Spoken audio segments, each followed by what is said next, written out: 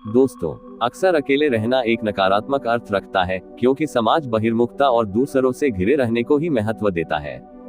हमारे समाज में एक धारणा है कि व्यक्ति सामाजिक तभी कहलाता है जब उसके इर्द गिर्द लोगों की भीड़ हो, वो लोगों में उठता बैठता हो और जान पहचान ज्यादा हो।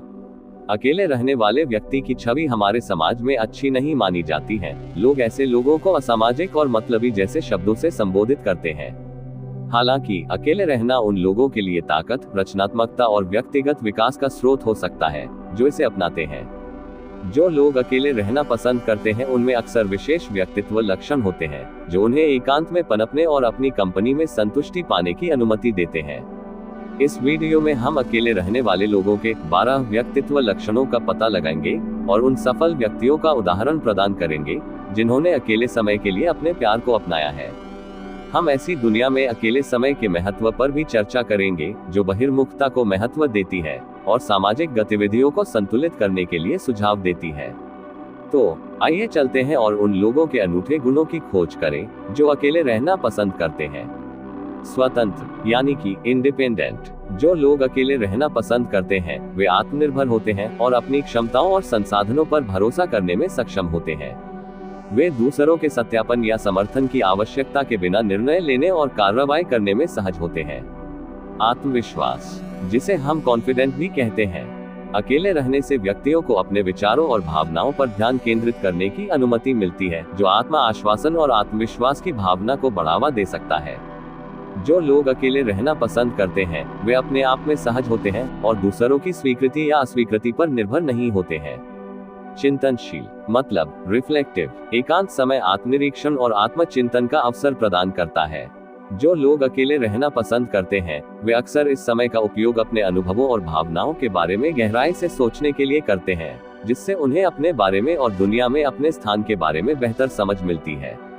सहज ज्ञान यानी कि इंट्यूटिव। अकेले रहने से व्यक्तियों को अपने आंतरिक ज्ञान को समझने और अपनी आंतरिक प्रवृत्ति को सुनने की अनुमति मिलती है। जो लोग अकेले रहना पसंद करते हैं वे अक्सर सहज होते हैं और अपने फैसलों पर भरोसा करने में सक्षम होते हैं। रचनात्मक यानी क्रिएटिव। एकांत रचनात्मकता के लिए प्रजनन स्थल हो सकता है, क्योंकि यह व्यक्तियों को बिना विचलित किए अपने विचारों और विचारों में पूरी तरह से डूबने की अनुमति देता है। जो लोग अकेले रहना पसंद करते हैं उनमें अक्सर रचनात्मकता की प्रबल भावना होती है और वे अनूठे और नवीन समाधान लेकर आ सकते हैं।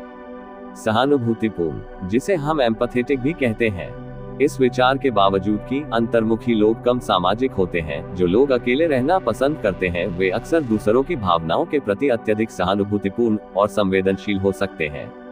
एकांत समय व्यक्तियों को अपनी भावनाओं को पूरी तरह से संसाधित करने की अनुमति देता है, जिससे दूसरों की भावनाओं के प्रति गहरी समझ और सराहना होती है।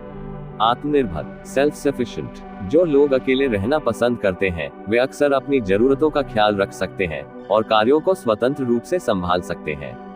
वे साधन संपन्न हैं और बाहरी सहायता की आवश्यकता के बिना समस्याओं का रचनात्मक समाधान ढूंढ सकते हैं। साधन संपन्न रिसोर्सफुल। आत्मनिर्भर होने के साथ साथ जो लोग अकेले रहना पसंद करते हैं वे अक्सर साधन संपन्न होते हैं और उनके पास जो कुछ भी है उसका अधिकतम लाभ उठाने में सक्षम होते हैं। वे नई परिस्थितियों के अनुरूप ढल सकते हैं और स्वतंत्र रूप से चुनौतियों पर काबू पाने के तरीके खोज सकते हैं।